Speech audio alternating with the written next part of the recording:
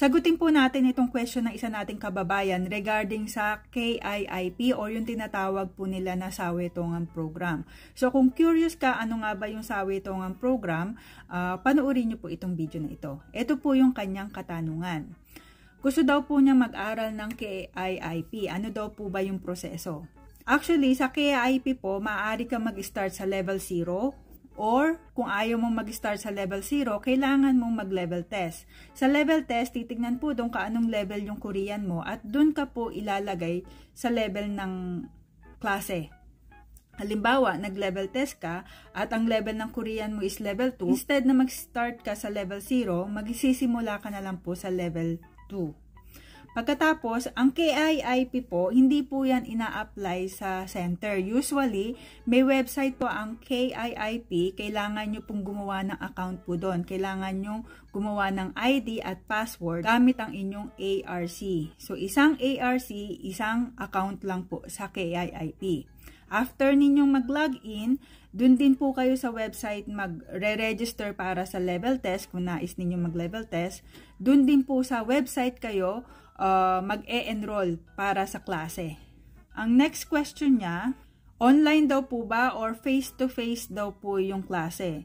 Actually, dati nag-online po ang KIIP dahil po sa COVID. Pero ngayon, ang alam ko po, face-to-face na po siya. Kailangan ninyo pumunta sa center at doon po kayo mag-aaral ng KIIP. Kung meron pong nag-o-offer ng online, hindi ko po alam. Pag nag-login po kasi kayo dun sa website at mag-e-enroll kayo ng klase, makikita nyo po dun yung mga available na center based po dun sa address ninyo sa ARC. At makikita nyo po dun kung face-to-face ba siya or online. Pero ang pagkakaalam ko po, lahat po ngayon is face-to-face.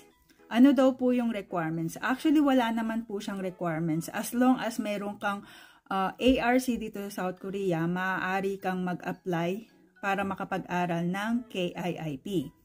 Next question po niya, duration daw po ng pag-aaral. Gaano ba katagal mag-aral ng KIIP? Depende po yun kung maipapasa nyo agad yung exam. Sa case ko po, nag-level test po ako sa KIIP. Level 3 po yung lumabas. So, nag-start po ako sa level 3. Natapos ko po siya ng 1 year and 4 months. Kung magklase ka, tapos mag-exam na ipasa mo, mas mabilis po kaysa po yung hindi mo na ipapasa yung exam. Ang next question niya, anong araw daw po yung klase ng KIIP? Usually, meron pong weekdays class, meron din pong weekends class. Meron po silang every Sunday or kaya meron po silang Saturday to Sunday. Depende po yan sa center. So, makikita nyo na lamang po yan kung mag-e-enroll na po kayo sa KIIP. Lalabas po yun. Lahat ng center na maaari ninyong i-apply. Next question niya, may bayad po ba? Ang klase po ng KIIP, libre lang po yan. Wala pong bayad yung klase. Ang babayaran mo lamang usually is yung libro.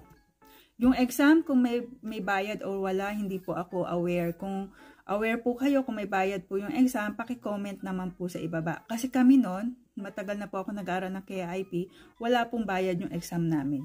Then after po mag-aral ng KIIP, may exam po ba? Yes, every level ng KIIP, after mo mag-aral, meron po yung exam, final exam. Pag naipasa mo yung exam, tsaka ka po magle-level up. Ito nga po palang sinashare ko sa inyo is based lang po to sa experience ko at dun sa alam ko regarding sa KIIP. So basic lamang po yung isashare ko sa inyo. Ang sabi po niya, ang bottom point ko po is matuto ng Korean dito sa Korea. Actually, maganda po ang KIIP kung nais po ninyong maging fluent sa Korean or nais ninyo mag-improve yung Korean level ninyo. Maganda po yung KIIP. Other than that, marami pa po kayong matututunan regarding sa Korean culture or kaya Korean yoksa. Yung history po nila malalaman ninyo. Na very interesting po yung KIIP. Actually, hindi po ako nagsisisi na nag-aral po ako ng KIIP kasi marami po akong natutunan sa KIIP. Kasi mas gusto ko po sana mag-stay ng matagal dito sa Korea. Tama po yon. Kapag nag-aral ka ng KIIP, usually maganda po siya sa visa. Usually ang mga nagtitake ng KIIP, yung gusto po nila mag-change ng visa. Halimbawa, yung E9 visa to E7-4, maaari kayong magpalit gamit po yung KIIP certificate ninyo. Halimbawa naman po, yung katulad po namin na may asawang Korean, F6 visa to F5 or kaya F6 visa to Korean citizenship. Sa case ko po, kaya po ako nag-aral ng KIP noon is para po sa Korean citizenship. So sana nakatulong po itong video na ito pa sa inyo. Kung nagustuhan po ninyo yung topic natin today, paki-heart naman po. At kung may mga katanungan po kayo, maaari po kayong mag-comment. Salamat po. Annyeong!